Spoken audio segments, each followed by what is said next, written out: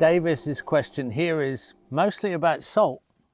So the Great Salt Lake has salinity ranging from 50 to 270 parts per thousand in the main basin, which means in some parts there can be fish and other parts it is only brine shrimp and other specialized species.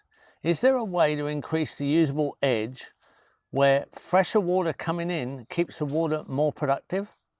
How would you approach in designing something like the Great Salt Lake to the benefit of the whole landscape?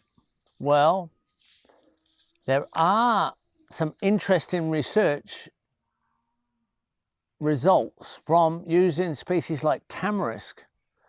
Tamarisk is one of the most salt tolerant trees, and most people don't like land that grows tamarisk. But if you actually look into its ability to handle salt and lock salt up in its mulch, so it bonds the salt and then locks it down, if you start to encourage tamarisk, if you start to collect good species of tamarisk, get seed of very strong tamarisk trees and specialize in those and plant those in the valleys leading into the Salt Lake, you can grow a dense thicket of tamarisk up into the valley, or other trees that actually are very salt tolerant. So by intentionally planting those trees, you're building organic matter in the soil. Now, there has been some recorded cases in this being very successful in Iran, and I worked with a professor who took highly salinated valleys going into salt pans into tamarisk with dense productions of organic matter, even sold some firewood from the solid wood prunings as an economy initially, but returned all the organic matter to the soil and gradually grew out into less salt tolerant species and ended up in a dryland food forest.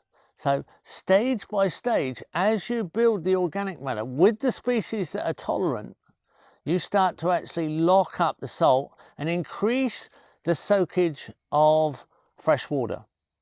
So then you start to put in some of your dryland earthworks, and gradually you have a very reduced amount of salt in those lead-in valleys. And then over a very long time, you've got more and more dilution of the salt at the end point as well.